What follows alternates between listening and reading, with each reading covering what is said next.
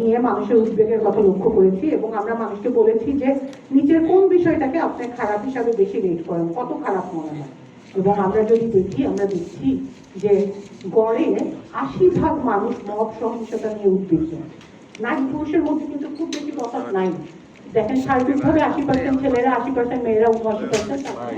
Mob একটা বিশাল ব্যাপার, কিন্তু মেয়েদের নিরাপত্তা নিয়ে উদ্বিগ্ন ৫৬%, রাতে চলাচলের নিরাপত্তা নিয়ে উদ্বিগ্ন ৬১%, পোশাকের জন্য রাস্তাঘাটে যে হয়রানি হচ্ছে তা ৬৭% মানুষ উদ্বিগ্ন খারাপ হিসাবে রেট করেছেন। তার মানে এই প্রত্যেকটা জিনিস মানে এমন না যে এটা খালি নারীর জন্য সমস্যা, কিছু কিছু ক্ষেত্রে নারীর সমস্যা একটু বেশি, যেটা আমরা দেখছি এখানে। কিন্তু ছেলেরাও, নারীরা ৭১ বললে ছেলেরা ৬৩ বলছেন, এখানে ৬৬ বললে বলছেন ৫৭। তো খুব যে স্ট্রং ডিফারেন্স তা কিন্তু না। তার মানে এটা একটা জেনারেল কনসার্ন নিরাপত্তা নিয়ে, আইন শৃঙ্খলা নিয়ে আমরা নির্বাচন ভাবনায় আমরা একটু ফোকাস করতে চাই যে নির্বাচন নিয়ে মানুষ কি ভাবছেন। এই প্রশ্নের উত্তর আমরা অনেকখানি সরকার থেকে পেয়ে গেছি, কিন্তু আমাদের সার্ভেটা যখন হয় তখনও নির্বাচনের টাইমলাইন ঘোষণা হয়নি। আমরা মানুষকে জিজ্ঞেস করেছিলাম আপনাদের প্রেফারেন্স কখন, আপনারা কখন নির্বাচন চান। আমরা দেখি যে ৩২ এবং ১২, তার মানে ৪৪% মানুষ ফেব্রুয়ারির আগে নির্বাচন চাচ্ছেন। বেশিরভাগই চাচ্ছিলেন এই বছরের মধ্যে নির্বাচন, ৩২%, নট বেশিরভাগ বা ৩০-৩২%। আর আরো একদল একটু দেরি করতে রাজি। আমরা দেখছি যদি আমরা আগামী বছরের মাঝামাঝি এবং ডিসেম্বর এবং তারপরের কথা বলি, সেখানে আমরা দেখছি 25+11, যেটা আমরা বলছি ৩৬% মতো। এখানে বাকি উত্তরগুলাতে যে 16% আমাদেরকে জানি না বলার, জানি না উত্তর দিয়েছে।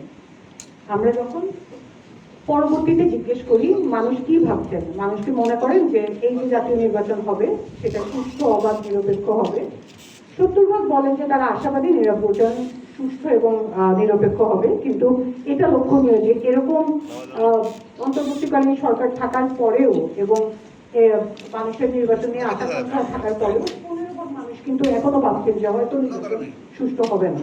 তো এটাও একটা কনসার্ন যেটা আমরা এখানে হাইলাইট করতে চাই। আমরা এটা হচ্ছে কোন দলকে ভোট দেবেন, তার মানে আমরা জিজ্ঞেস করেছি আগামী জাতীয় নির্বাচন, এখন না, কিন্তু আমরা জিজ্ঞেস করেছি যখন নির্বাচন হবে তখন আপনি কোন দলকে ভোট দিতে চান। আমরা এখানে দেখছি যে